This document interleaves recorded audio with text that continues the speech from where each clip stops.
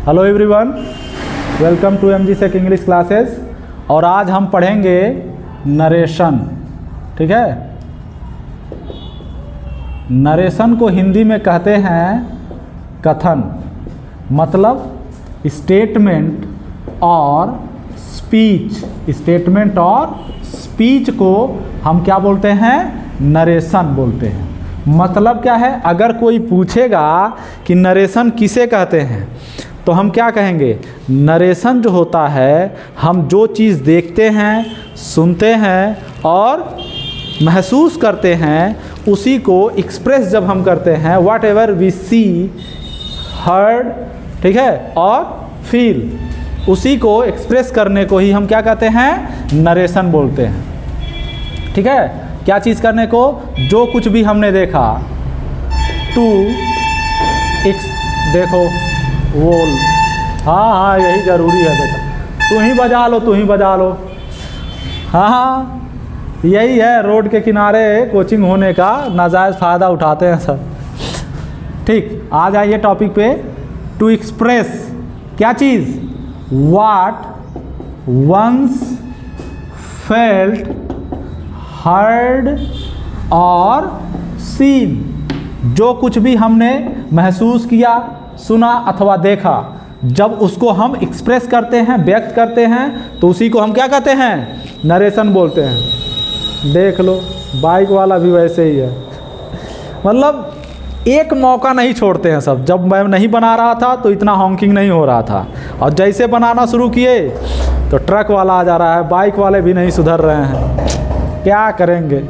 देखो, ई रिक्शों का आवाज़ तेज लग रहा है आज। ठीक है, आ जाइए। तो नरेशन कितने टाइप के होते हैं? 2 टाइप्स के होते हैं। कौन कौन? पहला डायरेक्ट और दूसरा इनडायरेक्ट। डायरेक्ट नरेशन क्या होता है? डायरेक्ट नरेशन का मतलब होता है स्पीकर की बात को, स्पीकर ने जो कुछ भी कहा उसको हम क्या करें? स्पीकर की बात जो भी हो उसे हम ज्यों का त्यों लिखते हैं। स्पीकर की बात को अगर ज्यों का त्यों लिखते हैं तो डायरेक्ट नरेशन होता है। ठीक है, और इनडायरेक्ट नरेशन क्या होता है? स्पीकर की बात में अपनी तरफ से जब हम कुछ जोड़ करके लिखते हैं, स्पीकर की बात में अपनी तरफ से कुछ जोड़कर लिखना क्या कहलाता है? इनडायरेक्ट नरेशन कहलाता है। तो डायरेक्ट नरेशन के एग्जांपल्स में हम लिखते हैं, he says to me two and two make 4। ठीक, ये हमारा स्टेटमेंट हो गया। अब अगर हम ध्यान से देखेंगे तो ही हमारा क्या है? स्पीकर है। देख लो, आज ये लोग मानने वाले नहीं हैं, आज और ज़्यादा हार्न बजाएंगे। ही हमारा क्या है? स्पीकर है। मी क्या है? लिसनर है। ठीक, तो ही क्या हो गया? बोलने वाला। मी क्या हो गया? सुनने वाला।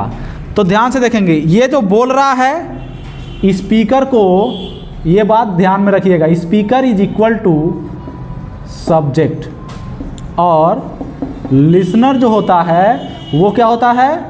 ऑब्जेक्ट होता है।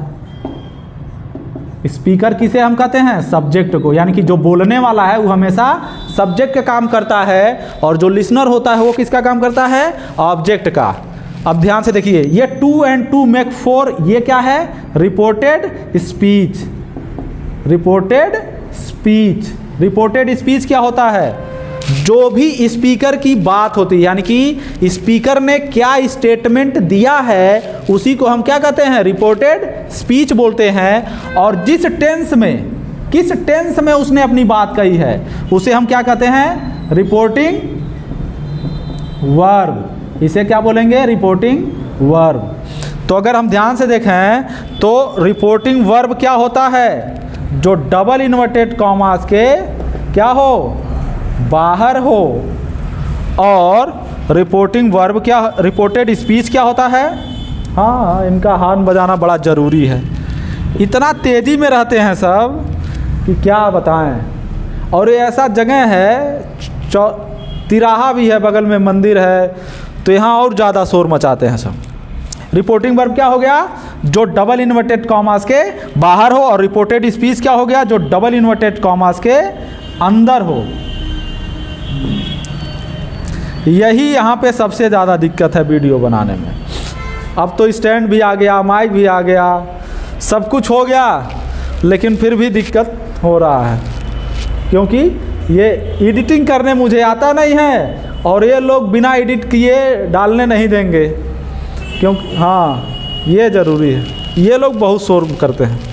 फिर भी हम कोशिश करेंगे कि हो सकता है नाइट में बना दें, ठीक है। अभी तो ये कोचिंग के टाइम में ही बना रहे हैं, तो नाइट में अगर बना देंगे तो और बेहतर हो जाएगा। हो सकता है रात में न शोर मचाएं सब, तो कोशिश किया जाएगा। अब वीडियो रेगुलर होगा, ठीक है। तो जो भी हमारे व्यूवर्स हैं और जो भी लर्नर्स हैं वो थोड़ा सा ध्यान दें, क्योंकि बोर्ड नज़दीक आने वाला है। तो हम कोशिश यही करेंगे कि बेहतर से बेहतर आपको चीज़ें प्रोवाइड की जाए, ताकि आपका अच्छा से अच्छा नंबर आ सके। रिपोर्टेड स्पीच क्या हो गया? जो डबल इन्वर्टेड कामा के अंदर हो, और रिपोर्टिंग वर्ब जो डबल इन्वर्टेड कामास के बाहर हो। तो इनडायरेक्ट नरेशन का इसी को हम इनडायरेक्ट में चेंज कर दे रहे हैं। तो ही सेज टू को बदल देते हैं टेल्स में, ठीक है। इन्वर्टेड कामा की जगह मी, इन्वर्टेड कामा की जगह दैट, सॉरी, ठीक है। तो ही सेज टू मी को ही टेल्स मी, इन्वर्टेड कामा की जगह दैट लिख दिया। 2 and 2 make 4, ये ज्यों का त्यों हो जाएगा। 2 and 2 make 4। तो ये हमारा हो गया इनडायरेक्ट। अब इसमें ध्यान से देखेंगे तो डायरेक्ट नरेशन में सेज टू लिखा था, उसको हमने टेल्स में बदल दिया। इन्वर्टेड कॉमास के स्थान पे हमने दैट लिख दिया। ऐसा क्यों कर दिया? ठीक है, ये हम अपनी तरफ से जोड़ देते हैं, इसको अपनी तरफ से जोड़े हैं, इसीलिए ये क्या हो गया?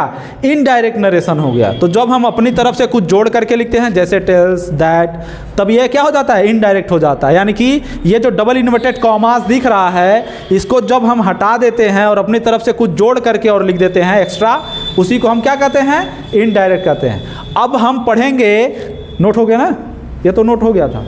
तो अब हम पढ़ेंगे कि डायरेक्ट से इनडायरेक्ट में कैसे बदलते हैं। उसके लिए जो इंपॉर्टेंट है वो ये ध्यान में रखिएगा कि रिपोर्टिंग वर्ब क्या होता है? जो डबल इन्वर्टेड कॉमास के बाहर होता है। यानी कि ही सेज टू मी, ये क्या है? रिपोर्टिंग वर्ब है। 2 and 2 make 4, ये हमारा क्या था? स्पीकर का कथन था, स्टेटमेंट था। तो ये हमारा हो गया रिपोर्टेड स्पीच। तो अब हम पढ़ेंगे कि डायरेक्ट से इनडायरेक्ट में कैसे बदला जाता है, ठीक है। अगर यहाँ पे शोर शराबा नहीं होता ना, तो हमको वीडियो बनाने में और मज़ा आ जाता, क्योंकि शोर होने लगता है तो थोड़ा सा दिक्कत होता है।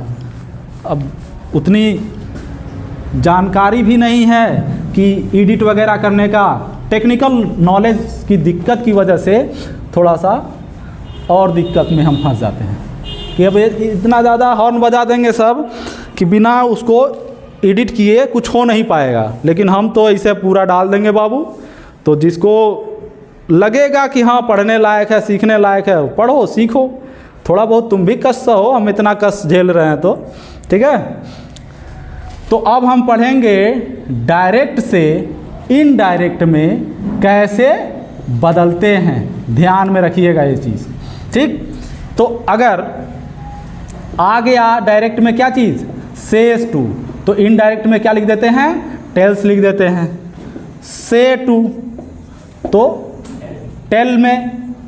सेड टू, सेड टू को किस में बदल देते हैं? टोल्ड में, ठीक है। इज सेइंग टू, इसको किस में बदल देते हैं? इज का इज ही रहेगा, सेइंग टू को टेलिंग में बदल देते हैं। इन्वर्टेड कॉमास के स्थान पे हम क्या लिखते हैं? दैट लिखते हैं। और ये किस टेंस के बारे में हम बात कर रहे हैं? ये बात हो रही है कौन सा टेंस?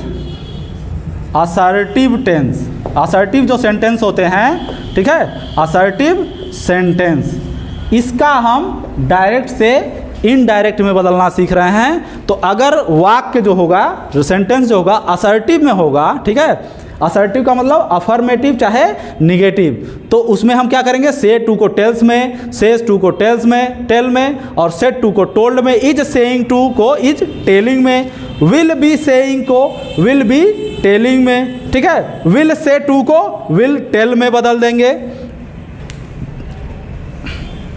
और उसके बाद ध्यान से देखेंगे कि ये जो हमने, ये हम कुछ लिख करके समझाना चाह रहे हैं। देखिए, तो he says to me comma double invert comma he played well, he played well, that's it, ठीक। तो ही प्लेड वेल। अब हम जान रहे हैं कि ही सेज टू को किस में बदल देना है, टेल्स में, मी इन्वर्टेड कॉमा की जगह दैट, और ही प्लेड वेल, ये ज्यों का त्यों। अब इसमें हम कुछ चीज़ें बताएंगे, उसे ध्यान देखिएगा। ये जो दैट है ना, ये हमारा हो गया, क्या हो गया, कंजक्शन। दैट जो कंजक्शन है, ठीक है, ये दैट कंजक्शन बनाता है सबऑर्डिनेट क्लॉज। कौन सा क्लॉज बनाता है, सबऑर्डिनेट क्लॉज। और इसके जो पहले होता है, इसको हम क्या कहते हैं, प्रिंसिपल क्लॉज। क्या कहते हैं, प्रिंसिपल क्लॉज। यानी कि रिपोर्टिंग वर्ब को क्या कहते हैं, प्रिंसिपल क्लॉज भी बोल सकते हैं। प्रिंसिपल क्लॉज बोलें, अच्छा है, क्या बोलें, रिपोर्टिंग वर्ब, रिपोर्टिंग वर्ब, ठीक। तो रिपोर्टिंग वर्ब बोलिए या प्रिंसिपल क्लॉज बोलिए, ठीक है। वो हमारे क्लॉज वाले वीडियो में है कि आप क्लॉज को आइडेंटिफाई कर जाएंगे। क्लॉज, प्रिंसिपल क्लॉज का मतलब जिसमें कंजक्शन न हो, और जिसमें कंजक्शन होता है उसको कंजक्शन के अकॉर्डिंग ही सबऑर्डिनेट क्लॉज और कोऑर्डिनेट क्लॉज में कन्वर्ट कर देते हैं। तो ये दैट जो होता है सबऑर्डिनेट कंजक्शन होता है, इसीलिए इसको हम क्या कहेंगे, सबऑर्डिनेट क्लॉज कहेंगे। तो ये ध्यान में रखिएगा, ठीक है, कि अगर यहाँ पे इसको ध्यान में रखिएगा कि रिपोर्टिंग वर्ब कहें या प्रिंसिपल क्लॉज कहें। तो हम यहाँ पे लिख दे रहे हैं रिपोर्टिंग वर्ब या प्रिंसिपल क्लॉज। तो रिपोर्टिंग वर्ब हमारा या प्रिंसिपल क्लॉज किस में हो, प्रेजेंट में हो या फ्यूचर में हो, किस में हो, फ्यूचर में हो। तो जो हमारा रिपोर्टेड स्पीच होता है, हाँ इसी की कमी थी, बताते हैं ना कि सड़क के किनारे है कोचिंग, इसीलिए थोड़ा ज़्यादा हो शोर मचा देते हैं। रिपोर्टेड स्पीच, अब ध्यान से देखेंगे, रिपोर्टिंग वर्ब अगर हमारा रिपोर्टिंग वर्ब या प्रिंसिपल क्लॉज, पीसी का मतलब प्रिंसिपल क्लॉज और आरवी का मतलब रिपोर्टिंग वर्ब, प्रेजेंट में हो या फ्यूचर टेंस में हो, तो जो रिपोर्टेड स्पीच है या सबऑर्डिनेट क्लॉज जो है वो किस में होगा, किसी भी टेंस में हो। यानी कि किसी भी टेंस में, किसी भी टेंस में हो सकता है, मतलब जिस टेंस में रहेगा हमको उसमें चेंज नहीं करने हैं, ठीक।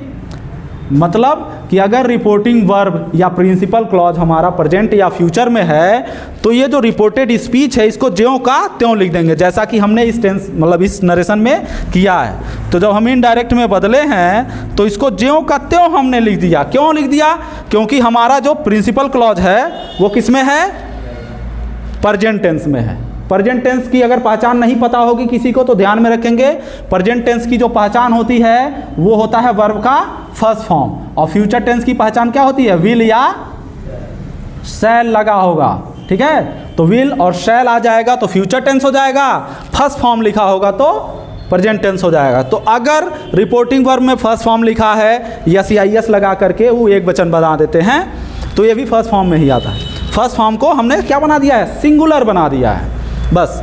तो ये भी प्रेजेंट में है, अगर विल शैल आ जाता तो फ्यूचर में हो जाता। तो ये ध्यान रखेंगे कि अगर रिपोर्टिंग वर्ब प्रेजेंट में हो या फ्यूचर में हो तो रिपोर्टेड स्पीच का टेंस किसी भी टेंस में हो सकता है। ये हो गया पहला पॉइंट, ठीक। अब इसमें दूसरा पॉइंट क्या है कि अगर रिपोर्टिंग वर्ब किस में हो, पास्ट में हो, रिपोर्टिंग वर्ब या प्रिंसिपल क्लॉज किस में हो, पास्ट में हो, तो रिपोर्टेड स्पीच किस में होगा, पास्ट में ही होगा। और ये चीज़ ध्यान में रखिएगा, पास्ट में होने का मतलब फर्स्ट फॉर्म को किस में बदल देंगे, अगर फर्स्ट फॉर्म आएगा तो उसको बदल देंगे सेकेंड फॉर्म में, और सेकेंड फॉर्म आएगा तो उसको हम बदल देंगे हैड प्लस वर्ब के थर्ड फॉर्म में। अगर ये जिसको आता है, अब बहुत सारे ऐसे वर्ब्स होते हैं जिनका first form, second form, third form आप लोगों को नहीं आता होगा, ठीक है, जैसे बी का रूप, हैव का रूप, डू का रूप, बच्चे उसी में कंफ्यूज हो जाते हैं। बाकी जो कम, प्ले, ईट, इस सब का verb first form, second form, third form तो सबको आता है, लेकिन बी का रूप क्या होता है? इज, एम, आर, वाज, वर, ये आपको याद कर लेना है। डू का रूप डू, डज, फर्स्ट फॉर्म हो गया, डिड सेकेंड फॉर्म हो गया, डन थर्ड फॉर्म हो गया। बी का कौन सा रूप होता है? Is, am, are first form होता है, वाज, वर सेकेंड फॉर्म होता है और बीन थर्ड फॉर्म होता है। हैव का फर्स्ट फॉर्म क्या होता है? Has, have, second form had और थर्ड फॉर्म भी हैड होता है। तो ये हमारा जो नरेशन था इसका रिपोर्टिंग वर्ब किस में था? प्रेजेंट में था। तो इसके रिपोर्टेड स्पीच के टेंस को हमने नहीं बदला, ज्यों का त्यों लिख दिया। ठीक, नोट डाउन हो गया? तो नोट कर लो। अब यही है, ठीक है, तो थोड़ा देर वेट करना पड़ेगा।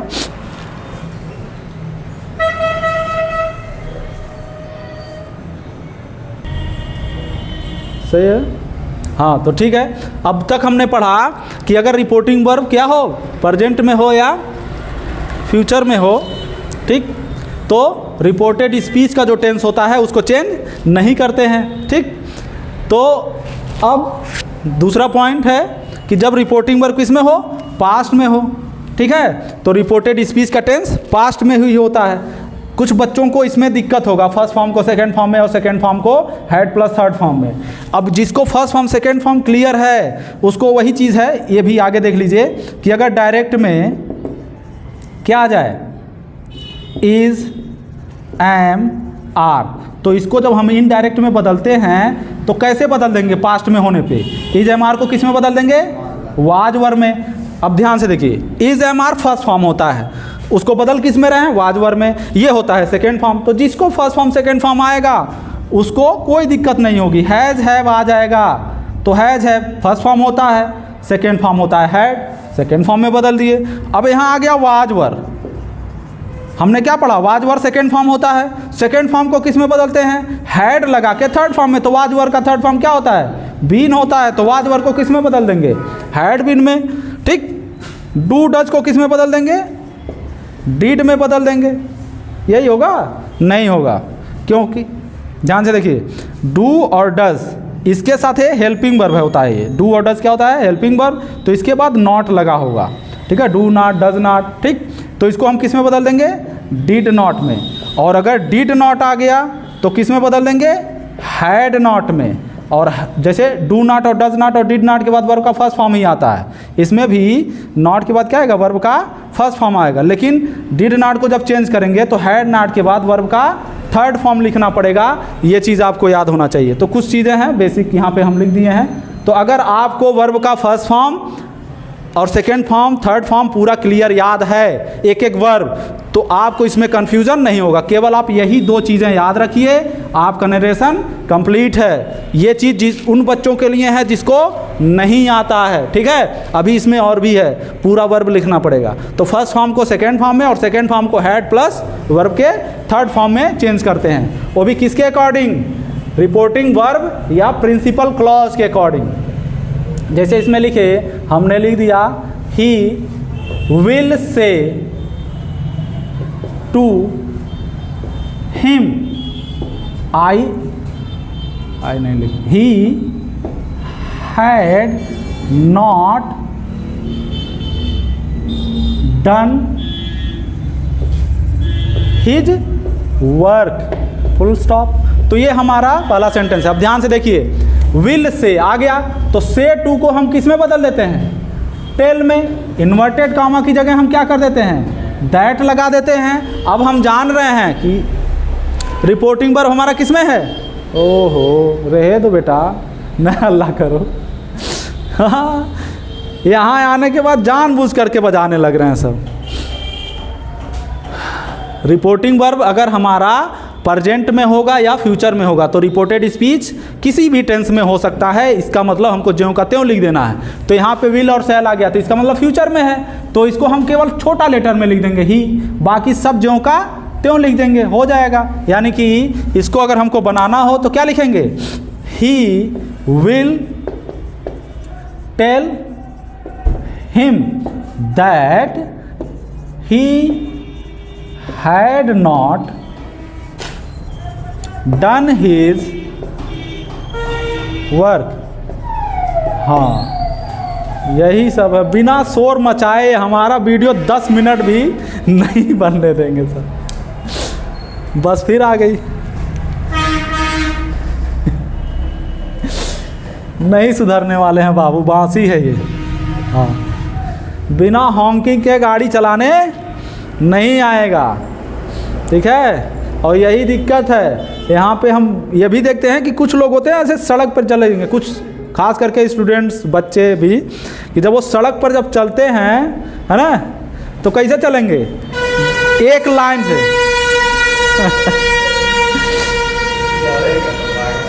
वो एक लाइन से चलते हैं, ये नहीं सोचते हैं चलो आगे पीछे हो जाएं, एक ही सिधाई में रहेंगे, ठीक है। हाँ हाँ, एक ही साथ चलना चाहते हैं।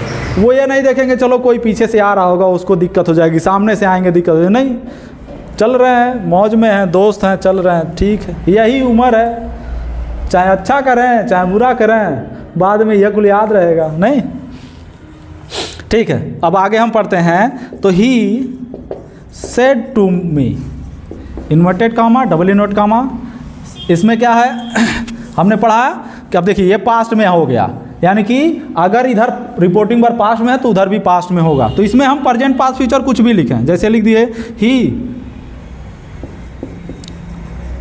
Pledge cricket well.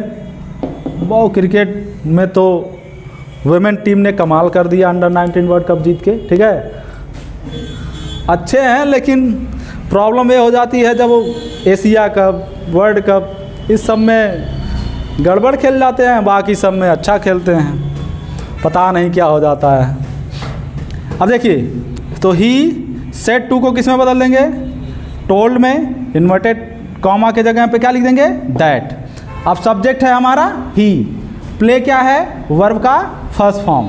अब ध्यान से देखिएगा, रिपोर्टिंग वर्ब किस में है? टोल्ड क्या होता है? Second form, past tense. Past tense की पहचान कैसे करेंगे? वर्ब का सेकेंड फॉर्म लगा होगा, यानी कि सेड, ठीक है। तो सेड जो होता है या टोल्ड, ये वर्ब का सेकेंड फॉर्म है। तो रिपोर्टिंग वर्ब हमारा पास्ट में हो गया, तो प्ले फर्स्ट फॉर्म है, उसका सेकेंड फॉर्म हम लगा देंगे प्लेड क्रिकेट वेल, ज्यों का त्यों, ठीक। तो इसी तरीके से फर्स्ट फॉर्म को किस में बदल देंगे? सेकेंड फॉर्म में। और सेकेंड फॉर्म को किस में बदल देंगे? हैड प्लस थर्ड फॉर्म में। He said comma double invert comma, he was playing hockey, ठीक। तो ही सेड को सेड ही रहने देंगे। अब यहाँ पे सेड को सेड में कब लिखते हैं? जब हमारे पास रिपोर्टिंग वर्ब न हो, यानी कि लिसनर जब नहीं होता है तो सेड को सेड ही रहने देते हैं। लिसनर होने पर सेड को टोल्ड में या टेल में या जिसमें भी बदलना रहता है उसमें बदलते हैं। इसमें लिसनर नहीं है। ही सेड, उसने कहा, ही वॉज प्लेइंग हॉकी, वो हॉकी खेल रहा था, दैट्स इट, ठीक है। तो यहाँ पे अब हम देखेंगे ही सेड ज्यों का त्यों लिख दिए, इन्वर्टेड कॉमास को हटा करके दैट लिख दिए, ही स्मॉल लेटर में लिख दिए, वाज कौन सा रूप होता है? Second form. वाज को किस में बदलते हैं? हैड बीन में, ठीक। उसके बाद जो बच गया क्या चीज? प्लेइंग हॉकी, बस। तो इसी तरीके से हम बदलेंगे। अगर डू नॉट आएगा तो डिड नॉट में, डज नॉट रहेगा उसको भी डिड नॉट में, ठीक है। बस हो गया बाबू, गुड लक, ठीक। और अच्छे से तैयारी करते रहिए।